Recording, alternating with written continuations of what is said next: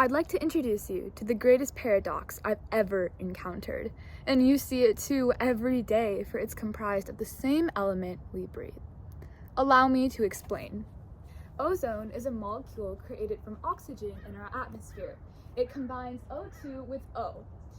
But when UV light from the sun hits it, it photolyzes, it breaks up. You know how we wear sunscreen to protect ourselves from UV rays? The earliest life forms did too, but their sunscreen was the ozone layer. This natural chemistry of ozone formation in the stratosphere absorbs the most harmful, most energetic frequencies of UV, UVC, and some UVB as well.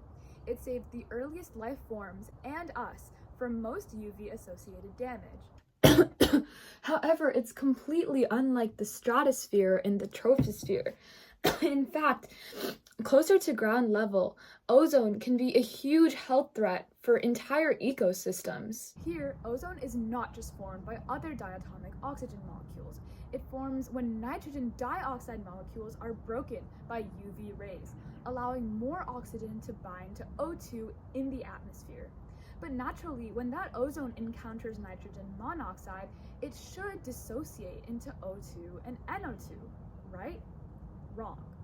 With precursors like NOx from agricultural and fossil fuel combustion from cars and VOX, carbon-based compounds that easily vaporize, photochemical oxidants form.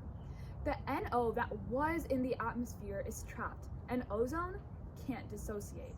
So, photochemical smog forms through the combination of an accumulation of ozone with photochemical oxidants.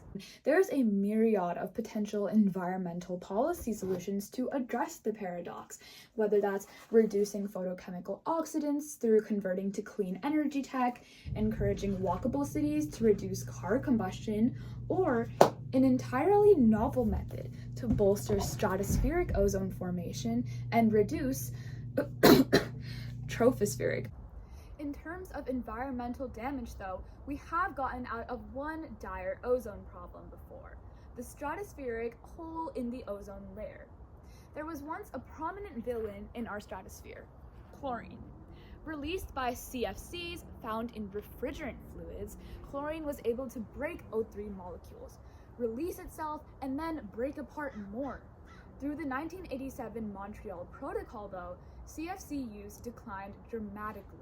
Hopefully, the dual paradox of ozone chemistry can be a phenomenon confined to our textbooks, not harming our natural world. For now, though, there's still mystery in our air to be explored.